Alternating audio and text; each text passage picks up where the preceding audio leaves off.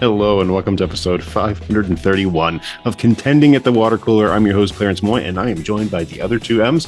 So, M's, let's go around the cooler and tell the listeners who you are and where they can find you on the internet. Plus, name your favorite Thanksgiving dessert. Ooh. On the spot. Joey. Hi, I'm Joey Moser, soon to have a restraining order from Jonathan Bailey. You can find me on Twitter at JoeyMoser83. My favorite Thanksgiving dessert is I may have mentioned this before, a cheesecake where it's a layer of pumpkin cheesecake. No, it's a layer of cheesecake and then pumpkin cheesecake on top of it. Ooh. Is it served at the Cheesecake Factory? No, it's served in my kitchen. Oh, you make it. Mm-hmm. Very good. Megan. I'm Megan McLaughlin. You can find me online at Hey Dude Meg. Also, I want to get in on that restraining order because, count me in. And I'm going to go with, pumpkin pie is classic, but I was thinking of like a sweet potato pie is kind of cool. I kind of like those. Yeah. Nice. And again, I'm Clarence Moy. You can find me on Twitter at Clarence Moy. And I do not need a restraining order to keep me from Jonathan Bailey because I am chasing down Ariana Grande and probably getting thrown out of Singapore. That person. Oh my gosh. Yes. But my favorite Thanksgiving dessert would be a chocolate fudge pie that is sold at the fresh market. Ooh. It is quite delicious. It is literally like someone poured a brownie into a pie and is eating it. It's very good. Anyway. That sounds really good. It is good. Looks like we've frozen Joey again. He's being very pensive. I'm going to do a spell on him. Good damn. Get out the grimory. Oh, it would be cool if I just went like. And that looks like. I do love this screenshot though. He's like. It looks like when like somebody doesn't show up for an awards ceremony and that's the they're like, and Joey Moser nominated for best supporting actor. That's what it looks like. I can't wait for this to happen the whole time. Yeah, no, that won't be fun. Okay. All right, now that Joey has joined us again, welcome back, Joey. Thanks. So this week we are here for good. That is Wicked for good. We are here to talk about the film now that we have all three seen it. And we're going to talk about critical reaction and online reaction and the Oscar race and whether or not Wicked still has a place in the Oscar race. From a devoted fan to what I presume to be someone who's meh on the film. Well, we'll see. I don't know. I haven't talked. I don't know. Maybe. Which one is which? I would say I love the first one. I loved it so much. Did you really? Mm-hmm. Okay. Oh God, I love that. Yeah, I love remember. that movie. Yeah. Mm-hmm. And then, of course, we'll wrap with the flash forward to the media we're most anticipating in the upcoming week. Now, if you were joining us for our fantasy Oscar draft, we are going to defer that to next week because we just couldn't get our shit together because it's Thanksgiving week.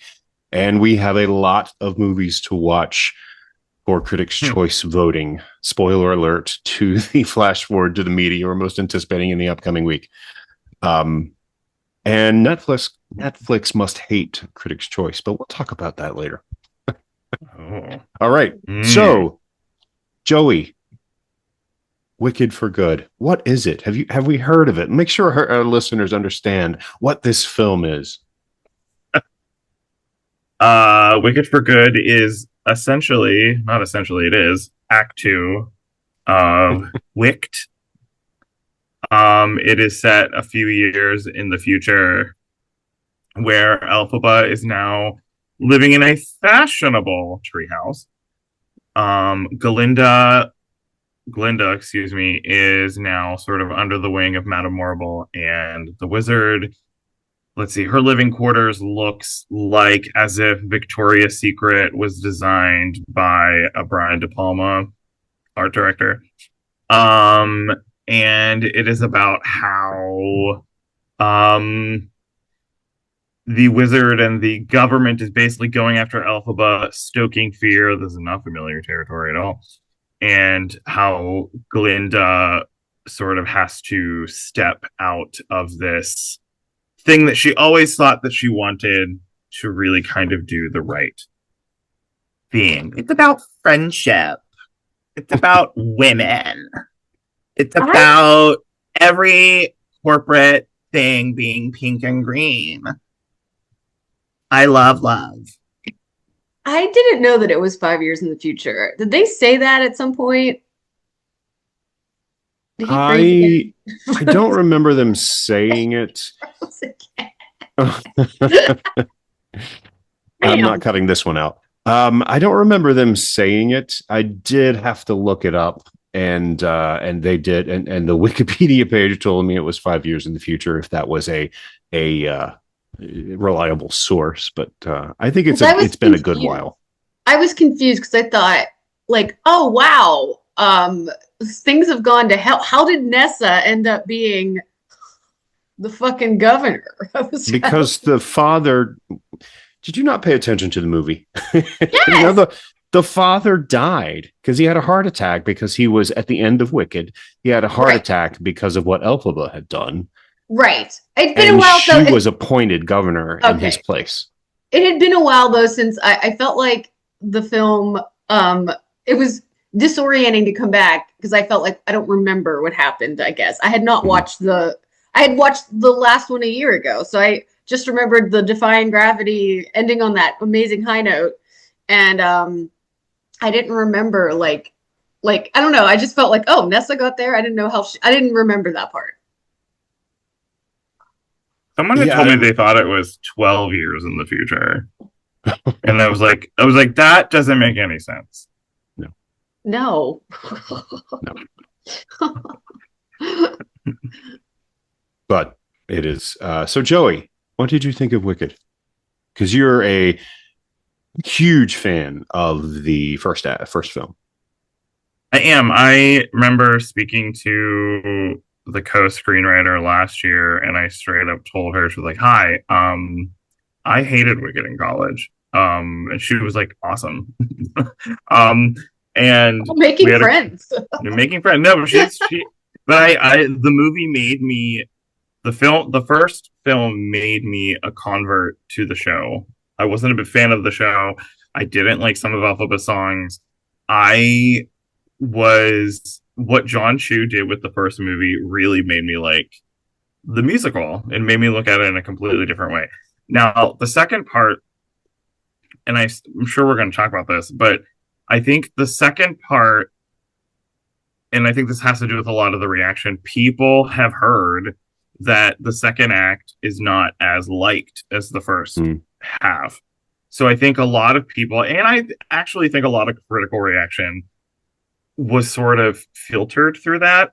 Um, I heard someone make an interesting argument that they're like, oh, all the good songs are in Act One. And I would actually kind of disagree. I think some of the better songs are in Act Two. I think that Act Two is such a tonal change from Act One. It's not bubbly. It's not a fairy tale. The first act of the first movie is a fairy tale. The second one is really not to like quote Jon M. because I heard this a million times that he said part two is about consequences and the choices that you make and how you sort of go through that. I thought the beginning was it took me a while to get oriented. I thought I have thought this since I was 20 years old. I think the Wizard songs are my absolute least favorite. They are at the bottom of the pile for me. But after Wonderful, the other Wizard song is over, I think the movie really picks up. Um I think As Long as You're Mine, no notes, no good deed. My God.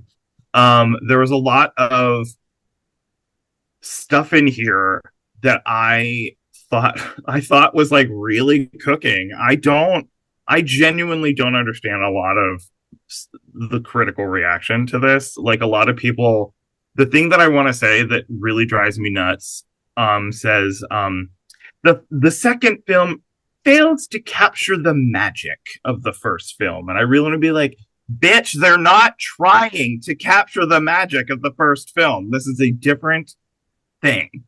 I think if you go into the second movie, sort of embracing the fact that everything in Act One and movie one is left behind, then you will have a healthier, I'm using air quotes for people on the highway. Marie. I think that will have a healthier and more enjoyable experience out of it. I don't agree that I saw all these people like they put too much of the Wizard of Oz in here, and I was like, "What movie are you signing up for?" I don't know. I liked it a lot. I would probably say if you had to pit them against each other, I was so enamored with Act One or Movie One. I would probably say I still like that one more. But I still think the second movie, um, the second movie makes me like the second act more than I did before. Um, I think I'm really defensive of this movie just because I think a lot of people are really going after it for no reason. So I don't know. I will probably have a lot more to say, but those are my initial thoughts. In good measure, I agree with you. I'm a little bit cooler on it than you are, but I did like it. I think the sticking points with this one in the first film, I think Jon M. Chu, struggles with tone a little bit in terms of keeping it the pacing, keeping everything sort of building to, I mean, the whole film builds to defying gravity. The first film obviously builds to defying gravity, but there are some stumbling blocks along the way. Not everything is as smooth, I think, as it should be. But he's supported by such a tremendous score and great songs and, popular songs, not sorry, I don't mean to be popular. No, pun was actually not intended, but bigger moments, TikTok moments. And when you get to oh God, please tell me. Okay. Sorry, we'll pause on my thought. What in 5 years caused all of a sudden everybody to say, I'll be back in a clock tick, even Elphaba? And they never said that in the first one. Okay, I'm glad that you picked it 5 times, I think. And the first time I was like, that's cute. The second time I'm like, oh wow, they're gonna say it again. Third time I'm like, this is a thing. This is a thing. Anyway, unpause. I blame inflation. Inflation in Oz. I don't know what. Sorry. I think the second film, you're right. After, when they get to a certain point, it does become very, very strong and in some ways can absolutely stand with Wicked itself. But I think that beginning is so rough for me. It just took after it gets past Couldn't Be Happier, which is my favorite song in the second act. I just love that moment. I love what Ariana Grande does in that scene. I love that pensive. I mean, every Galinda that I've seen performing this number on TikTok has done a fantastic job with that number. Just in the interior monologue that she's having while singing this song is really great. Then after that, when it gets to the Nessa Rose stuff, I think it just really drags. I don't like the act. Oh gosh, I can't. Marissa, I forget her a lot. Bodie, who plays Nessa Rose. I don't like her in this. She was fine in the first one, but when she's having to cover or to carry some moments of gravity, I don't think she's as strong as everybody else in that scene. Even Ethan Slater playing Bach. I just had real problems with her, but she's only in there for 5 minutes and then she's gone. So house dropped on her, as we all know. In a really curiously directed scene where she's just rolling around the Munchkin land, and then all of a sudden the house just appears, and it's just like, hey, we just want to get to her death as fast as we can. Pacing, I had a problem with the pacing of the first part of the film, but once it gets past certain moments, it No Good Deed, tremendously performed. Girl in the Bubble, I love the way that he uses mirrors in Girl in the Bubble, and that was just kind of magical. I keep using words and not meaning to make puns out of them, but anyway. You have these written down, don't you? I did. I seriously don't. But I think it earns its conclusion. I think it rides on the two performances of Cynthia Erivo and Ariana Grande, and they bring it home. And it is in honor and celebration of those two actresses and the bond that they've clearly formed while making this. Megan, what did you think? Hey, I'm a little nervous. I Oh did not God. care for this movie. I'm sorry. I'm so sorry, Joey. I but I think both things are true. I think you're right. I think critics are coming after it hard because they're like they want to.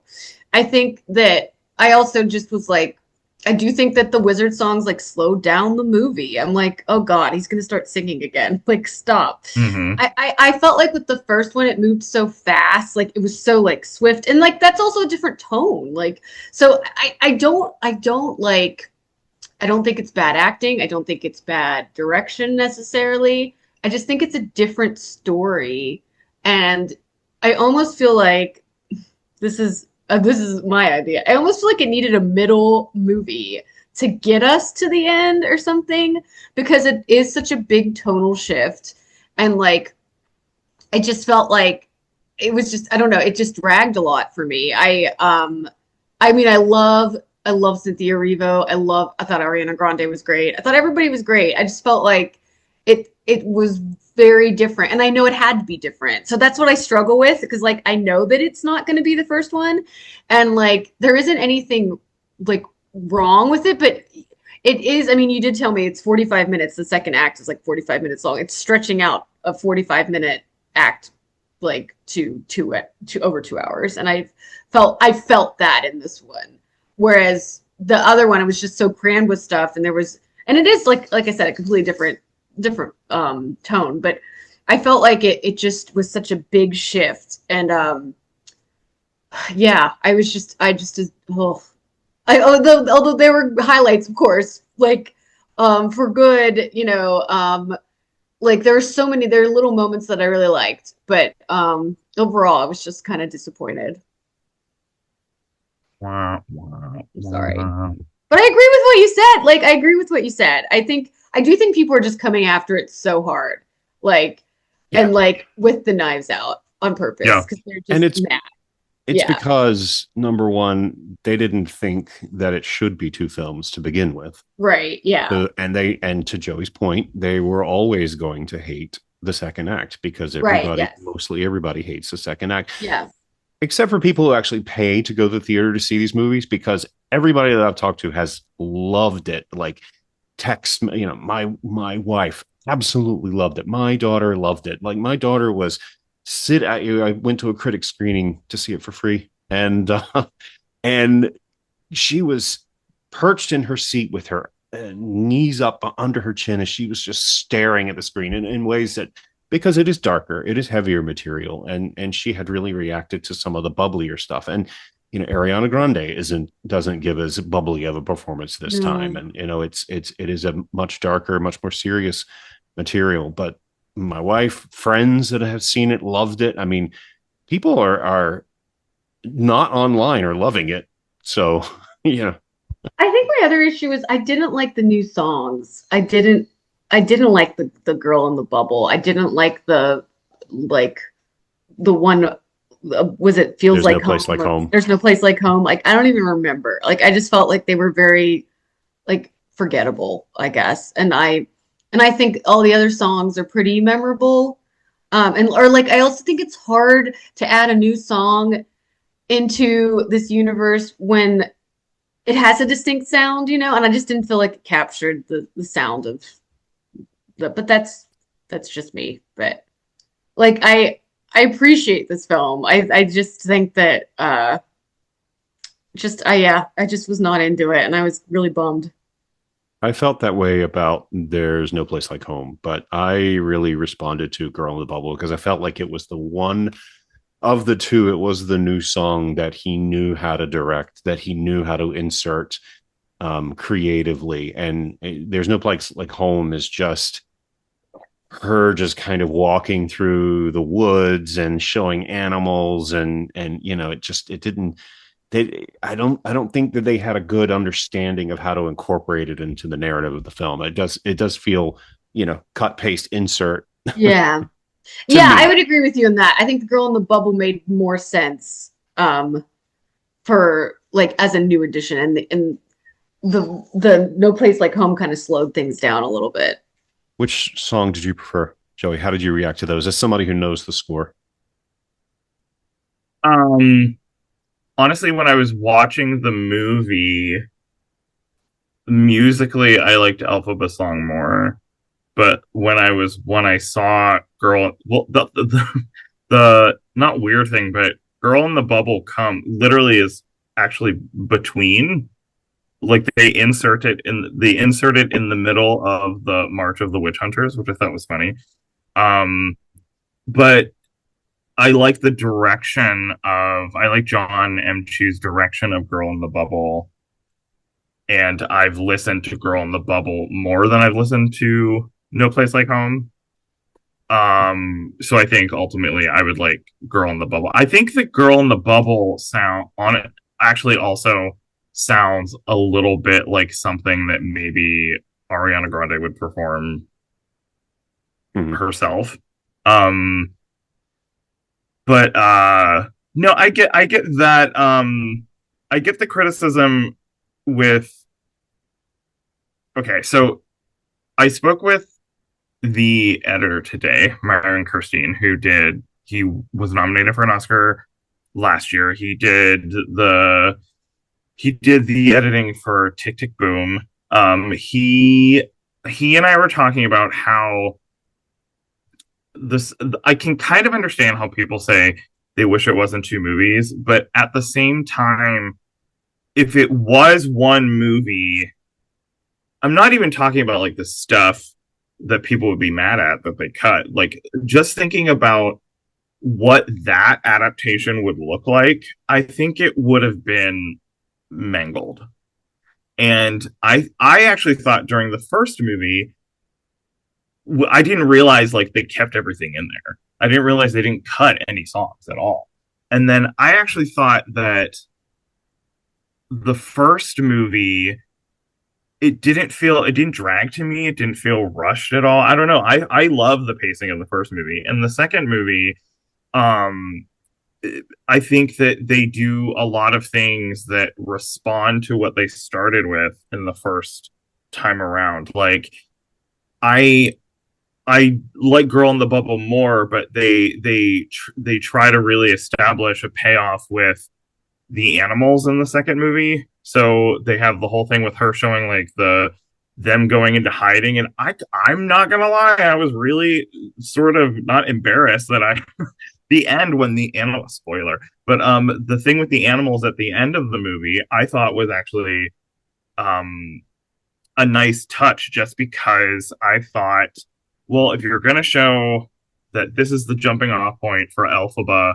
to really go against the wizard at first, then I feel like seeing that at the end was a nice thing. I am dying to talk to Dana Fox again, one of the co-writer of the screenplay. I have questions for her. What what would you ask her? Just curious. I would be curious as to how they handled that. I'd be curious about how they talked about adding the flashback for Glinda to sort of balance out the flashback for Elphaba. I think the thing about this is they did a lot of stuff that talked about balance. But like there are moments obviously where like one is on screen and the other is not. But I feel like there is a lot of balance between them. It's never about one versus the other. It's them as a unit Mhm. together. And then the other thing I would be it's just like small choices like in the stage show, as far as I remember, Glinda's not in the wonderful scene and they put her in it. No. Right. And so I'd be curious as to why they decided to do that. Stuff like that. I think there's more, but I can't think of it off the top of my head right now. But I feel like I'm So, talking a lot. no, no, no. This is your thing. You Welcome absolutely to My can talk. Fag, sorry, yeah. my dog keeps trying to go upstairs, and I keep trying to pull him back down. My little Toto is driving me crazy. Like watching him like a hawk. Speaking of That's interesting. What you were speaking of saying.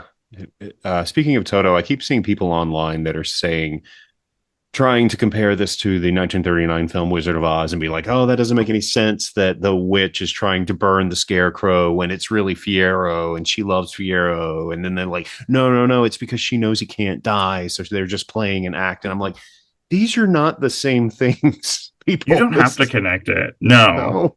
I mean, also, actually, going back to your last question, I'm sorry. I saw a TikTok that said that in every version of The Wizard of Oz, you see Dorothy holding Toto.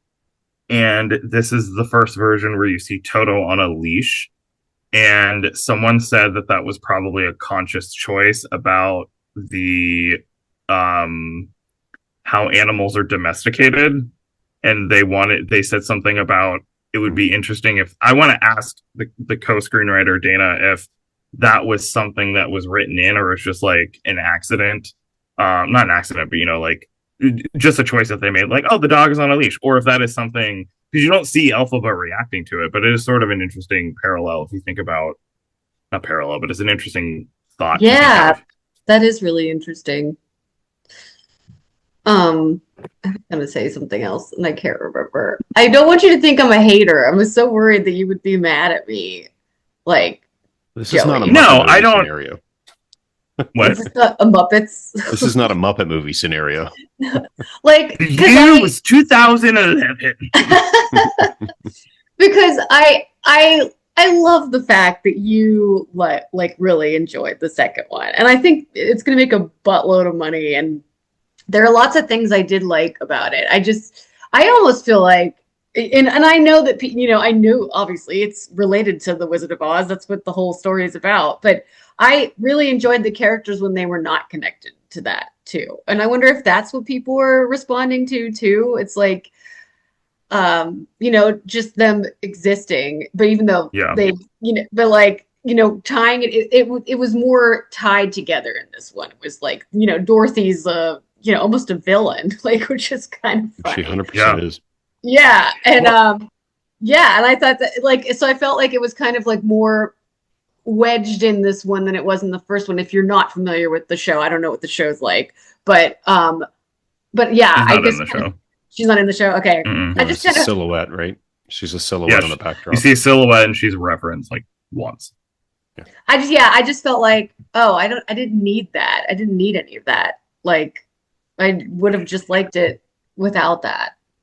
I saw somebody saying that someone was like, I mean, there was too much Dorothy. And I was like, you don't see her face. Right, like, you don't see her. She's always like, I say this as like a compliment. I was just like, what is Dorothy's purpose in Wicked for Good? Her purpose is to leave the room. Every time that you see her, she's like, bah, that's every single time you see her. So I was like, shut up. There's just too much. There's just too much. There's like a hint of gingham here. It's like, give her some ponytails, a hint of gingham. That's it. Hint of gingham. I love that. Yet again, another fantastic title for your autobiography. Can you now read my text messages to you? Oh, sure. So Megan was watching the film. It's not that many, but I'll show you. Go back. So, okay. The first one that I get completely out of nowhere. Bach is a loser. And I said, yeesh, Megan. He's a loser for being held against his will because he doesn't love Nessa. She's like, well, no, because he's in love with Belinda. And I said, oh, yeah, borderline incel territory. She goes, yeah, like, bro, she knows you like her. And then she said, I'm so excited for the sex cardigan. Oh, dang. They're gonna fuck in the air. Oh, yeah. Oh, yeah. Take that cardigan off, girl. And then I said, Jonathan Bailey looks so hot in that movie. And she said, Jesus Lord Christ. Can I read the next one? Go ahead. Keep going. Okay. So what I said. She said, I heard families were put off by that scene. Meanwhile, I got off on that scene. See what I did there? I said that too. This is all new to me. And then she took a picture of her dog sleeping and said he was into the movie for a while and fell asleep. And I said, like so many dads across America. And then just randomly, she says, "Oh, dang, JB is shirtless." And then I didn't say anything. And then, like 2 minutes later, or a little while later, okay, JB is still hot as the scarecrow. And I said, "Yep." His face is like little straw face. I just want to go like this to him. And he can never die. I know. Oh, you're right. Are you anticipating that they're gonna do some sort of spin-off of this film with like Galinda as a child? Oh, as a You know, child? Gregory Maguire announced today that he's writing a book called Galinda. Like, we don't need this.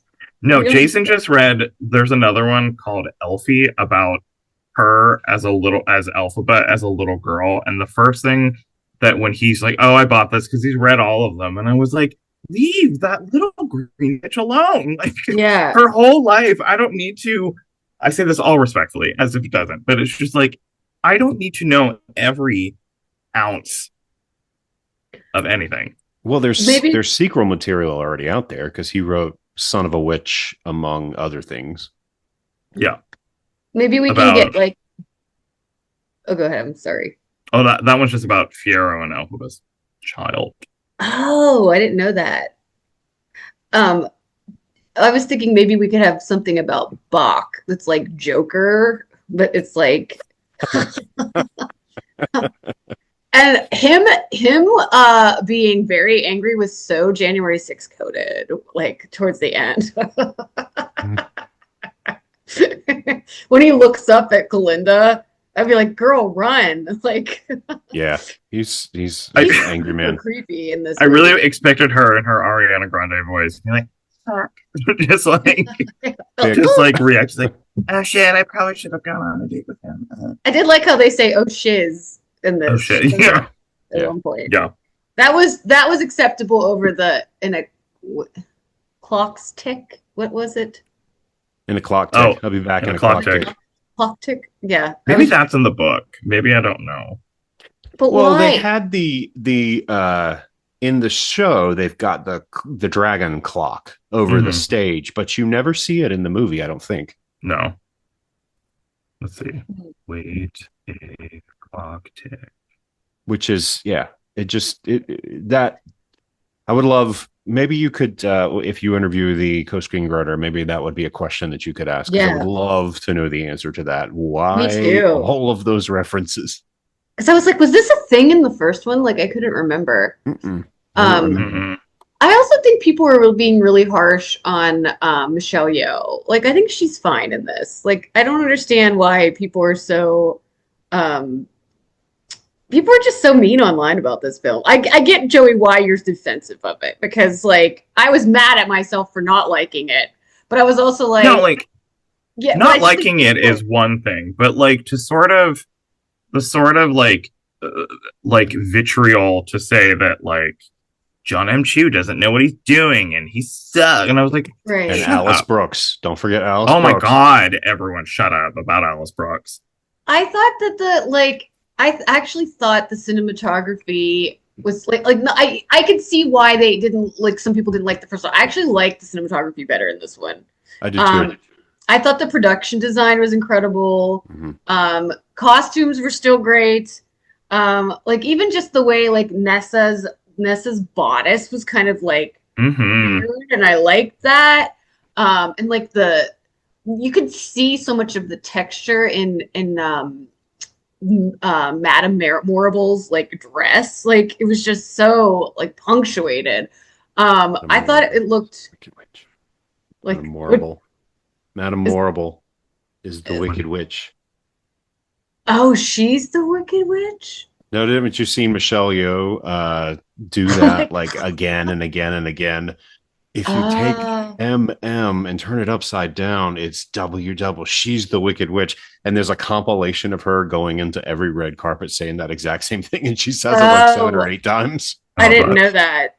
Yeah, sorry. But yeah, I thought everybody was good in it. I just was like, I think it was just that the story is different. And it's like, I also wonder, this is my one final thought on this. What if they would have had like split this where it was like the first one came out in the summer and the second one came out in like Thanksgiving, like of the same year? Like, would that have been a better fit, like culture wise? I don't know.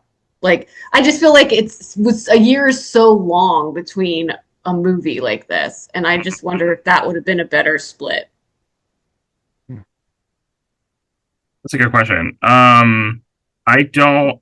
They probably wouldn't. I mean, that would probably make sense to give less time between, but I feel like Universal would have wanted to make this a huge event. They wouldn't want two separate movies with two different, because they're so different. They wouldn't want them to compete against itself for the Yeah, Oscars. I'm assuming.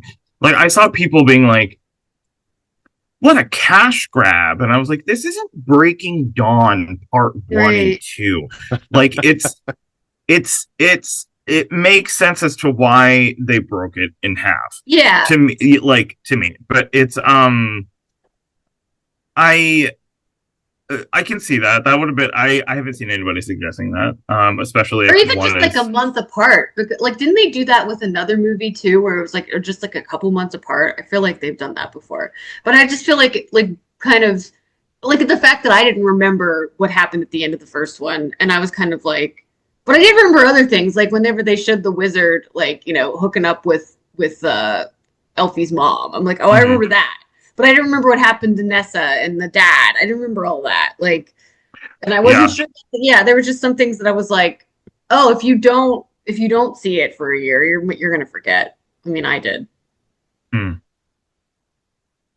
Just a Following thought. up on what you said, I walked into this and I thought, well, this may not do as well with crafts because people are going to think, oh, it's just the same sets, it's the same, look and feel, but it feels different.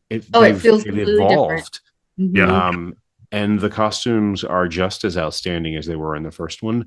Mm-hmm. The production design is incredible. I do think the cinematography is better. There's Mm-hmm. no there was no glaring moment like Dancing Through Life with the natural lighting sort of just pouring in from the windows and kind of washing out the scene a little bit. This is craft wise, I think it's a better constructed film.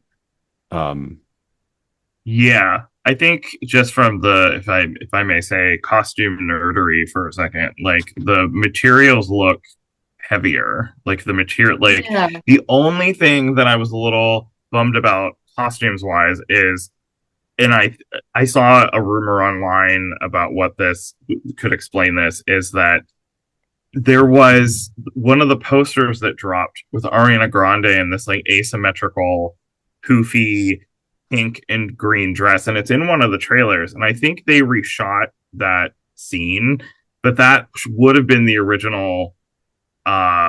Thank goodness, I think, because it mirrors how on the Broadway version when she sings "I Couldn't Be Happier," it's like an asymmetrical dress with a cute little hat, and it's supposed to be like her inner conflict. She doesn't know what to believe, so it's asymmetrical, and that it's a I have to find it, but I was dying to see that dress, and it just didn't appear. So yay!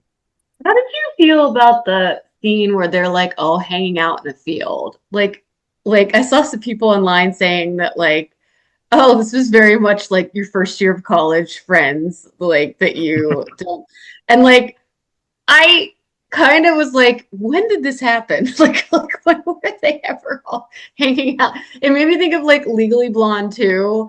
Remember I how hear you and I you. were upset in the beginning because like she's flipping through like a yearbook of stuff or like pictures of like her, and we were like, who took these photos? We were like, This. Oh no, you can't see it.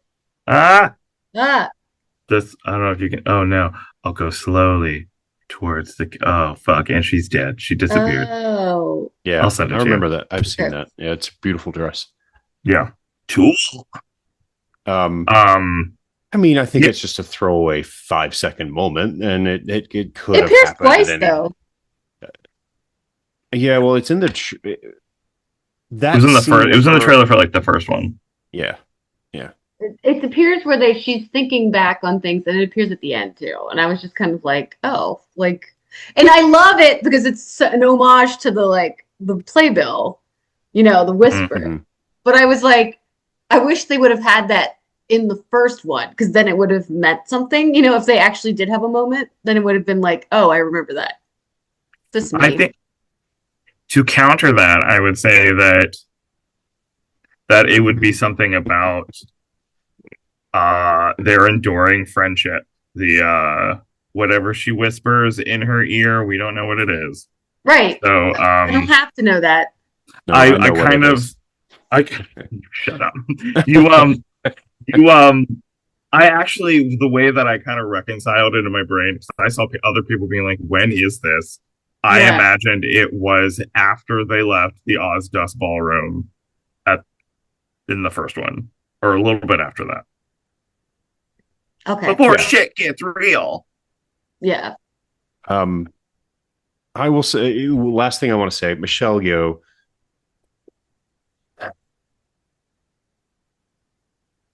I didn't like her. I still don't like her singing. I think they should have cast someone who could sing in that role. A Cheryl Lee Ralph, who played it on Broadway, who played the role on Broadway, and one of the people, the actresses to play the role on Broadway, or Glenn Close. Yes, it just, I think that's why people are coming so hard on her, and she sometimes looks lost in the scene, especially when she's given the line, "She's here to kill us all," or whatever. She's just constantly saying that over and over again. It's almost as annoying as being back in a clock tick. And I don't know. I felt like she just didn't. I wanted that role to be someone else, and I will never not look at this film. In my review, I talked about in 20 years, you'll see this on between Thanksgiving and Christmas in that corridor, showing on cable television after, in repeat iterations over and over and over again, because it's that kind of film. But I will never not watch this and think, boy, that's just a not great casting moment. I mean, I can understand that he would want to work with her. She's a great performer, great actress, but just did not work here for me at all. I think because she's not somebody too who's like the good things about her were her subtlety sometimes. Like I always think of like Crazy Rich Asians, how good she was in that. And it was just like with not saying things. And here you kind of have to be loud and like, speak to the people in the back type of thing. And like, and be a little over the top. And I don't know if that's something that she's necessarily known for. Yeah, she's not comfortable with it. She plays well, I think, with like the mystery of the character. But I think anytime that I've seen it, sort of like what Clarence is saying, there's a little bit of it's just a different take. There's like every other version that I've seen. Like I'll send you, Megan. There's a clip of God, what's her name? Something Shelley. Oh my God, Carol Shelley, who did it on Broadway when the scene where like Glinda realizes that Madame Morrible is awful. She like growls like an animal. She's not like, it should be every version that I've seen of it. Madame Morrible could just be played by a drag queen. And like Rue McClanahan played this on Broadway, for God's sake. Oh my God, I didn't realize that. Yeah, I heard she wasn't that good, but how dare people say that? Right, seriously. Doesn't matter. Don't speak well of the dead. Is that what's the rule? Everybody just says that whoever's in it they're not good. Yeah. It's just like, so I don't know. I'll send you the video of it because it's a really, I remember seeing that video when I was younger, like in college, and I was like, this was before I saw it. I was like, who is this? Like, what is going on? Yeah. So I want to bring this back to sort of the Oscars. So the critics are lukewarm on it. Good, mixed to good reviews, I think is fair to say. Film Twitter has decided that it's dead, DOA for sure. Maybe Ariana Grande is kind of what they're all saying. What do we think? Do we think it still gets in the 10? I don't. I think Ariana Grande gets in. Well, which I also wanted to talk about how it has Ariana Grande Butera at the end in the credits, which was funny because I don't believe she was that in the first one, was she? Let's look it up. Um, I think she but was actually. I think she gets in. I think production design. Think costumes. And I think that's it. That's I my think that's prediction. it. Yeah, Sound. I think Oh. musicals maybe usually get sound. sound, Maybe sound. Yeah, sound and visual effects. yeah, visual effects. But I don't think it's gonna get in for picture. I don't think Cynthia Erivo gets in. Um, and not speaking to that their performance. I just think because she had like bigger moments in the first one. This one it's she has some good ones, but they're shared with Ariana Grande. Ariana Grande has more moments by herself of like reflection that I think, you can always pick out what's going to be their award, like their nomination like clip, their awards clip. But that's what I think. But I'm anxious to hear, Joey, what do you think? Um, I currently still have it in. I think I originally had it a little higher. I think I had it at like 7 or maybe 6. Um, I think that. Sorry, I'm looking up to see if it's. Um, I think it gets. I think Ariana Grande definitely. I think I currently have Cynthia Erivo. I think the reason why I'm sticking is because um exactly kind of like what she did have Butera at the end. Just to throw it out there.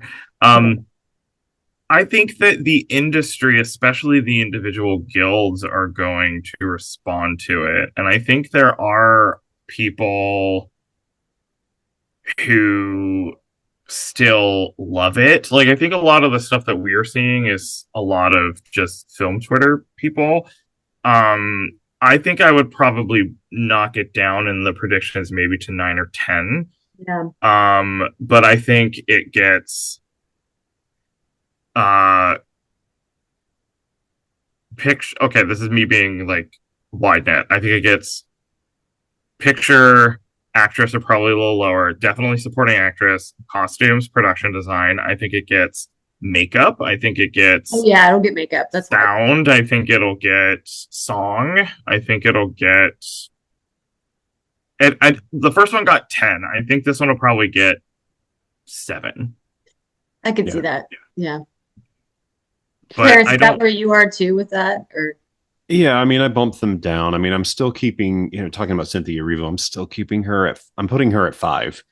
Um, I need to see Testament of Anne Lee. I need to see people Oof. reacting to that. Like, I know film Twitter loves it. I'm right. sure it's a great movie, but I need to see the real world reacting to it. Well, it's one of Um, those movies too that you're watching it and you're like, how do I feel about this? I'm not sure. yeah. Okay, I like this performance, but then it is really stuck with me. That movie has really stuck with me. Yeah. Yeah. I just Um. don't think there are that many more candidates coming up behind because I'm a person who does not think that Chase Infinity kind of stands a chance in hell of getting nominated. I don't That think she does was either. because I don't think she needs to be in the best actress conversation. And I think a lot of people, I mean, she's good. She was one Yeah, of my she's favorite great. performances in the film, but she is a supporting performance. And I think it's easier for people to go, unless you are an icon like Anthony Yeah, Hopkins in Silence of the Lambs, to take and elevate a supporting performance to a lead actor performance. It is not an iconic role in that film. right. Sorry, that's Teyana Taylor. Yes. That's, Yeah, I agree. so, but I do think it's still in for picture. But I think it's really interesting. If it gets in for picture, they're going to celebrate it for being the film that cured the box office doldrums, where every single thing in October and early November flopped. Like 6 weeks of just disastrous box office returns or immediate fall offs. But if they vote for it, they'll celebrate it because they want it on their ceremony. They want Cynthia Erivo and Ariana Grande there. And I think there is something to celebrate from that perspective. Where I'm sort of lost is how many foreign films are they going to get in this year? Like, Sentimental Value seems very safe. What else is there that is going to potentially bump out Wicked? Are they, it was just an accident seems like it's getting in, but not that many people are talking about it. I feel like Uh, No Other Choice is another one that I keep. yeah, Um, I'm Secret Agent. I have seen, and I don't think that gets into the 10 lineup. Um, but I mean, who knows? Maybe the reception for that is like stronger than what we think. I think that going back to a little bit of Anne Lee is first. I will say the I haven't seen it yet, but the first person that says like Anne Lee should get in over Wicked because it's a better musical, and I would just want to be like, please look at the swath of. There's not one good musical. Like there's different types of musicals. yeah. Look at Broadway. Um, I think that Anne Lee is going to be a. I saw some people predicting it for Best Picture. I think that movie is tough. There are people that it's a beautifully I'm crafted not movie. predicting it for Best Picture. I saw some people doing it online, and it was just like I saw. Now this is just the one screening that I saw. Tip. I counted 8 people walked out of that critic screening of that movie, and I don't see a lot of um like that having a unanimous rapturous applause. Right. That's going to be a tough. That's going to be more interesting because it's going to be all over the place. I'm excited to see it. Maybe I'm completely wrong. I don't know, but I do agree, Clarence, that like what else is coming up after everyone has already assumed that Marty Supreme is in, so that's Yep. it. Um, so if you have one battle after another, Sinners, Hamnet, Sentimental Value, Marty Supreme, it was just an accident. Frankenstein. Frankenstein, Avatar. Everyone's holding a place for Avatar. But Avatar underperformed for The Way of Water. Maybe this will be just about the same, maybe better. And then I think Wicked takes one of the last 2 slots. And then is it Jay Kelly? Is it? It's not. I don't think it's Begonia. I don't think it's Secret Agent. I don't think it's. I would love it to be Train Dreams. Maybe it's No Other Choice, like you said. I don't think it's House of Dynamite. I don't think it's. I do think Train Dreams is having a little surge. Yeah. Like, Oh, it's so good. yeah, I it is love really it. good. And Joel Edgerton is an interesting that's a really good performance. And he's kind of he's an underrated actor. And Mm-hmm. I think actors are going to really respond to that movie and that role. See, this is where I get frustrated with Netflix, where they have multiple really good movies, but they put all their money behind what they think is going to win Best Picture. And it's, take all of your deserving films forward. Don't just abandon them. Like Green Dreams is having a resurgence, and it's in this despite their campaigning, I would argue. Mm. So Yeah. I could see some people responding to the filmmaking of that. I think the easy. I'm not saying this is cinematography. bad easy. Yeah, the cinematography Yeah. is stunning. That's a movie that they're probably going to be like, it's Terrence Malick esque. It's very filmmaker friendly. If you want like to respect the art of filmmaking, you nominate Train Dreams. Um, so I don't know. I think it's in. I think it's um I mean, it made more like I got into a conversation with someone. They were like, "Well, I think the big crafts movie that's going to be in is Frankenstein." I was like, "There's room for Frankenstein and Wicked." I think they're going to go head to head on a lot of Yeah. stuff. So I don't know. I don't know if No Other Choice gets in. I feel like that sort of got a little quiet, but I think it was just an accident, and Sentimental Value are definitely in. Yeah. Yeah, but you're not going to see 4 international films getting in. No, I don't think so. And so my argument is, Begonia I'm seems to sorry. have Yeah, lost. I went off your thesis. I'm sorry. No, no, no, no, it's fine. So that leaves Wicked. It's still there. I think it's still there. Its heart is Yeah, still maybe you're beating. right. Yeah. Because I don't, Begonia kind of fallen off. It's really just kind of seen as an Emma Stone play at this point. I don't even know if she gets in now either. I mean, we should talk about this next week, but Yeah. who else would get in there? Because I don't think it's Jennifer Lawrence. critics are going to have to come strong for Rose Byrne. Right. I could see Rose Byrne though getting in before Emma Stone at this point because I feel like Begonia kind of came and went. Like, and I'm not speaking to. I love Emma Stone in that. Like, I wish she would have. I wish she'd win the Oscar for this of all her movies. I just think she's so bonkers crazy. But yeah, I feel like no one's talking about it. Yeah. Well, none of it matters because Jessie Buckley's winning. So it's Jessie Buckley the winner, and 4 actresses you're going to get nominated. Yeah. Congratulations. Yeah. All right. Anything else on Wicked or its Oscar potential? No. Good, I should say. I think we can put this to bed for good. Yeah. Please kill me. Please kill me. I am changed for the better from this conversation. Oh, you know what? Now I want to see an AI version of Wicked for Good, but Megan and Joy. Who would Glinda? Yeah, he would be Glinda. You would be Elphaba for sure. Wait, I'm Elphaba? Yeah. You're literally wearing green. I really want to be that bitch in the beginning, though. I half expect every time you see her, and she was like, is it true that you were her friend? But I want her to be like, is it true that you were her friend? Yeah. Oh, it's like that holding girl. up her phone, be like, we're on live. Here we are. Yeah, like, is it true you're your friend? Like the opening of that movie Zola, I was like, this is a story about how me and this bitch fell out. It was like Wicked Part 1. Yes. All right, let's jump to the flash forward to the media we're most anticipating in this Thanksgiving week. And Megan, why don't you go first? So I'm going to a concert. I'm seeing the Beths on Wednesday, which I'm really excited about. I also have screeners to watch, lots of things to watch. I also want to shout out that I moderated a TV panel at the Pittsburgh Film Conference last Saturday, which was a lot of fun. And I forgot to mention that last week. I'm trying to think of other things that I want to watch. There's so many. I feel like there's a TV show. Oh, the Chair Company finale is coming. And I'm really excited for that. And I guess that's probably about it. Joey?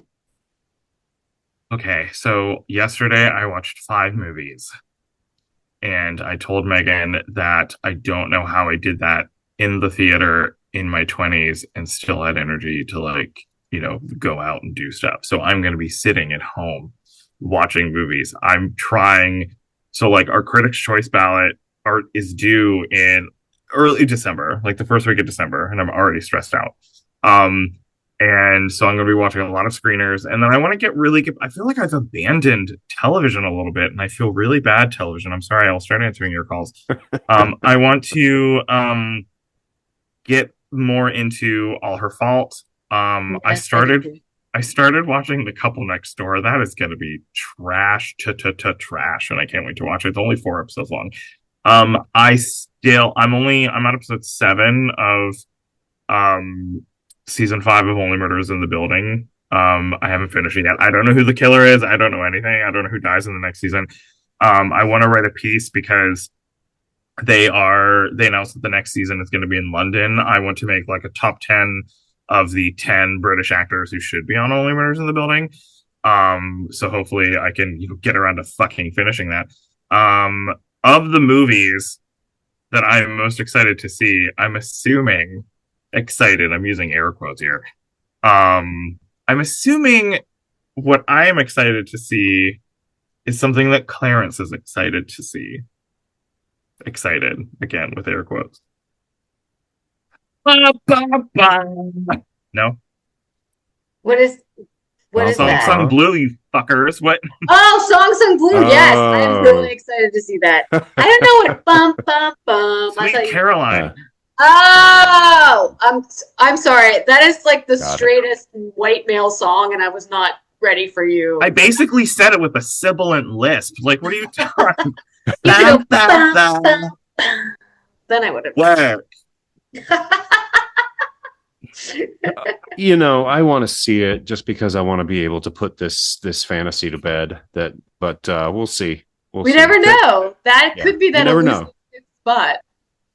You Oh, never know. fuck you. And no, I mean, there's already a massive narrative in it, and at some Yeah. Yeah. point, it's hard to stop a narrative. Yeah. Um, The Coda effect. were you done, Joey? Yeah. Okay, Yeah. Please, all someone right. shut me up. All the screeners, I need to watch before December 3rd so that I can do my voting with good conscience. And I don't know how I'm going to do that with all the family drama that's going on and all the Thanksgiving and the need to watch family things during a family period. It's just a terrible time. And boohoo, whine, complain. But studios have been very, very late in sending us their screeners. They held things that had no reason to hold them. I would have, it would have been much easier to watch these things in the beginning of November. And like the big titles really just started to show up. And we still don't have Marty Supreme. And I don't know how I'm going to see that before next Wednesday. I'm hoping that we get an A24 screener, but Oh, not yeah. too worried about Avatar. But that's okay. TV wise, I am continuing my fascination and repulsion of it. Like, the episode 3 kind of dipped a little bit for me, but episode 4 had some of the most disgusting and nightmare inducing material I've seen yet on the show. Have you watched the latest one, Joey? No, because No. we're. Christmasing, yes, of course. Mm-hmm. Yeah, okay, got it. So blink twice if you're I not love safe. Christmas. I love Christmas. Stranger Things season 5 Oh starts yeah. its long delayed march to the end, and I feel like in the entire, and I'm sure that this is wrong, but I feel like the entire world is just let us see it so we can be done with this because we're tired of talking about it. We're tired of these kids. We're tired of that little kid that doesn't like Palestine, and Oh, the one that What? everybody hates online because he's Oh, no pro-Israel. No, snap. yeah, that one. See, I just Um, thought everybody hates David Harbour right now. well, him too, and I don't know. Yeah. Just this, I think everybody's, and it's probably going to do very, very well. And I just feel like everybody's just exhausted with this already. But anyway, Stranger Things season 5 starts Wednesday night. Wow. Um, Okay. I didn't realize that. yep, and I am almost done with Hamnet. Um, Even though I knew what was going to happen, the book goes maybe just over halfway before what happens to Hamnet happens. I'm assuming mm. people know, but I don't want to spoil it. I mean, their trailer is pretty evident as to what happens, but the description of the moments after and the days after I was driving to work and like tears streaming down my face. I'm like, Aw. damn it. It's Huh. really beautiful. It's a beautiful book. I'm getting to one part where it's getting a little bit redundant. And I think it's the point where they're talking about Agnes's life and Mm. how nothing is the same, nothing matters anymore, and it keeps belaboring that point again and again and again. And I think it's a literary effect. It's just kind of I want to get to the part I want to get to, but then it jumped. It had some interesting stuff with Will, or the father, as they call him in the book, his reaction to what has happened. So it's a great book, Mm. great movie. And if you are in New York or LA and you haven't seen Hamnet, you should by all means go see it this weekend because it is my choice for the best film of the year. So, Yeah, me too. The all right. I will say that you know how like upset and happy I was when the second trailer for Hamnet got out, and we were fortunate enough to be quoted in it. And then as I was watching, I was like, oh, they shot like the whole movie in this trailer. So it's like an outline of the movie, and I was like, okay, maybe they just assume people know what happens going in. But I was just like, they're like, oh, the new trailer for Hamnet is out, and I told at least 2 people, I was like, watch it on mute. That way you can enjoy the quotes from the contending, but not on. Yes, I took a screenshot of my I quote. took a screenshot of both your quotes. Yeah, and I love where they put mine because it's over the puppet sequence. Oh Yeah. yeah, It looks really good. nice. Anyway, does that Nice. cover it? Yeah. Yeah. All right, let's get the hell out of here. So we are the 3M's contending co-founders, Clarence Boy, Megan McLaughlin, and Joey Moser. Thanking you for joining us, asking you to remember to rate us on Apple Podcasts, Spotify, or here on YouTube. Click like and subscribe, and wishing you a very pleasant tomorrow and a very happy Thanksgiving.